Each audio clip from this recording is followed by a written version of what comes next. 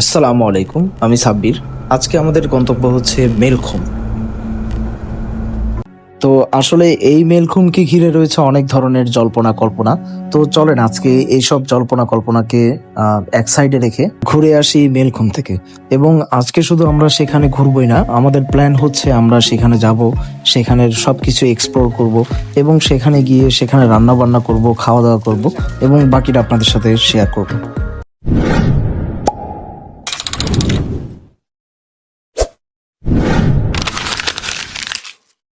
আচ্ছা, ইন্ট্রো তো শেষ। তো আজকে আমরা চারজন আজকে যাচ্ছি মেলখুমে। এবং মেলখুমে গিয়ে শুধুমাত্র আমরা যে আজকে ঘোরাঘুরি করব বা এক্সপ্লোর করব সেই বিষয়টা না, আজকে আমাদের প্ল্যান সম্পূর্ণ ভিন্ন। আজকে আমরা সেখানে যাব, গিয়ে সেখানে রান্না বান্না করব এবং নিজেরাই রান্না করে নিজেরাই খাবো, খাওয়া দাওয়া করে সেখানকার যেই জায়গাগুলো রয়েছে সেগুলো ঘুরবো এবং ঘুরে আপনাদেরকে বাকিগুলো দেখাবো। যেহেতু রান্না বান্না করবো সেই ক্ষেত্রে আপনারা দেখতেই পাচ্ছেন আমরা কতগুলো জিনিস নিয়ে যাচ্ছি। এবং আসলে এই এতগুলো জিনিস নিয়ে আসলে এই জায়গাটা অতিক্রম করা আসলে খুবই কষ্টসাধ্য ব্যাপার ছিল।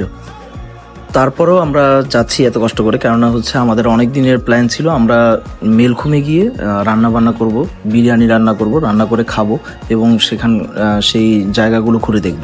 এটা আমাদের অনেক দিনের প্ল্যান ছিল। আর আমাদের যেটা হচ্ছে আমরা এখানকারই, আমাদের বাড়িও মিরসরাই। তো আমাদের টোটালি আমাদের বাড়ির পিছনে মেলখুম। তো এক্ষেত্রে আমাদের সবগুলো জায়গা চেনা আছে, আমরা এখানকারই, আমাদের জন্য কোনো ধরনের অসুবিধা নেই। তবে আপনারা যদি বাইরে থেকে আসতে চান তাহলে এই জায়গাটা কিন্তু এখন নিষিদ্ধ। আর আপনারা যদি এখন যেহেতু বৃষ্টি পড়ছে, এখন যদি আসতে চান তাহলে প্ল্যানটা ক্যান্সেল করেন, বৃষ্টি থামার পরে আপনারা ইনশাল্লাহ আসবেন। অনেক কথা বলে ফেললাম আসলে, চলেন এবার আমাদের জার্নিটা আমরা একটু এনজয় করি।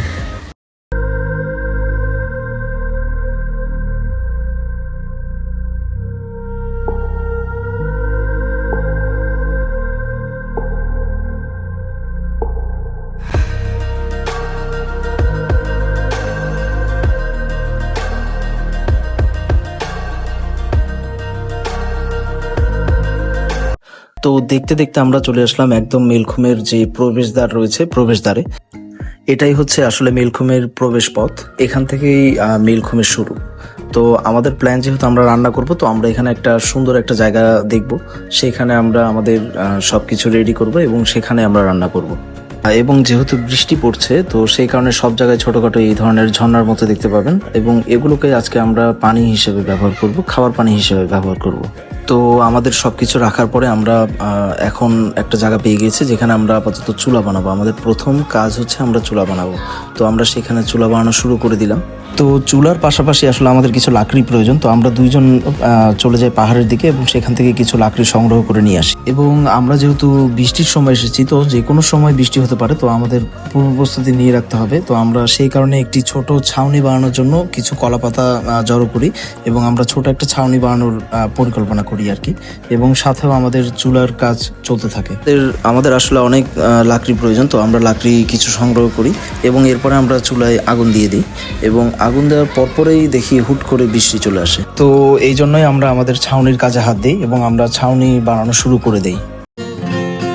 চল দোতং পাহাড় জুম ঘরে পূর্ণিমা রাত বর্ষা জুড়ে জীবন জুয়ার আসর বসাবো। চল দোতং পাহাড় জুম ঘরে পূর্ণিমা রাত বর্ষা জুড়ে জীবন জুয়ার আসর বসাবো। আমি মার ফারে ধে দেব পাতে বিন্নি চালের ভাত সাথে। তো দেখতে দেখতে আমাদের ছাউনি বানানো শেষ, এইবার হচ্ছে আমাদের রান্না করার পালা। তো রান্না করার আগে চলেন আপনাদেরকে কিছু সিনেম্যাটিক শট আমরা দেখাই।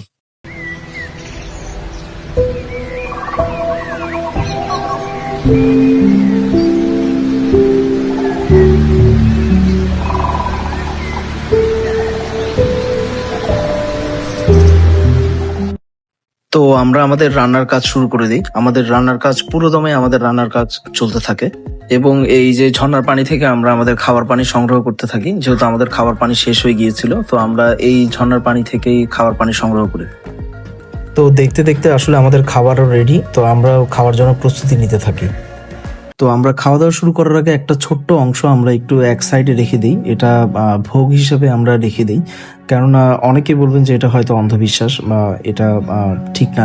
তো আসলে আমরা যেহেতু এখানকার আসলে অনেক ধরনের ঘটনা ঘটেছে এই ধরনের, আমরা ছোটবেলা থেকে শুনে আসছি এই জায়গাগুলোতে আসলে খাওয়া দাওয়া করতে গেলে কিছুটা অংশ ভোগ হিসেবে রাখতে হয়, এছাড়া সমস্যা হয়। তো আমরা এই ধরনের আসলে অনেক ঘটনা শুনেছি যে পাহাড়ে খাওয়া দাওয়া করেছে, খাওয়া দাওয়া করে আর সে আর বাড়ি ফিরেনি। তো আসলে এটা যদি অন্ধবিশ্বাস হয় তাহলে অন্ধবিশ্বাস, সমস্যা নেই, আমাদের খাবারের কিছুটা অংশ যদি আমরা রেখে দিই তাহলে তো আমাদের কোনো ক্ষতি হবে না।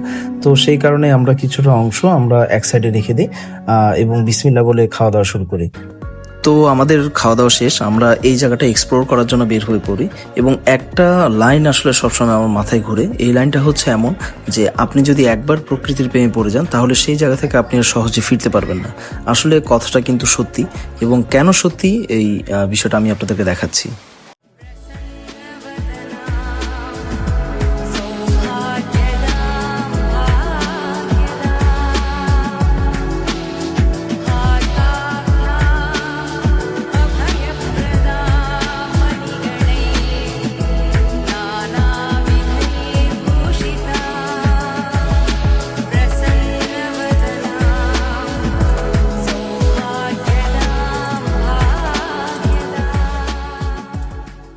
তো এরপর আমরা বেরিয়ে পড়ি, যেহেতু অনেক সময় হয়ে গিয়েছিল, তো আমাদের যাওয়ার সময় হয়ে গিয়েছে এবং আশা করছি ইনশাল্লাহ আপনাদের সাথে অন্য কোনো ব্লগে অন্য কোনো জায়গায় ইনশাল্লাহ আবার দেখা হবে। বাট আমি একটা জিনিস আপনাদেরকে বলে রাখতে চাই যে আপনারা যখন এসব পাহাড়ি এলাকায় যাবেন এবং নির্জন এলাকায় যাবেন তখন একটু কিছুটা সাবধান থাকবেন, সাবধানতা অবলম্বন করবেন, কেননা আসলে এসব জায়গায় পদে পদে আপনার বিপদ। আর এখানে এসে অতি উৎসাহিত হয়ে এমন কোনো কাজ করবেন না যেটার মাসুল আপনাকে সারা জীবন দিতে হবে। তো আসলে একটা দুর্ঘটনা আসলে সারা জীবনের কান্নায়, কথাটা সত্য। তো আশা করছি আপনারা এসে সুন্দর মতো ঘুরে যাবেন এবং ইনশাল্লাহ দেখা হবে নেক্সট কোনো ভিডিওতে।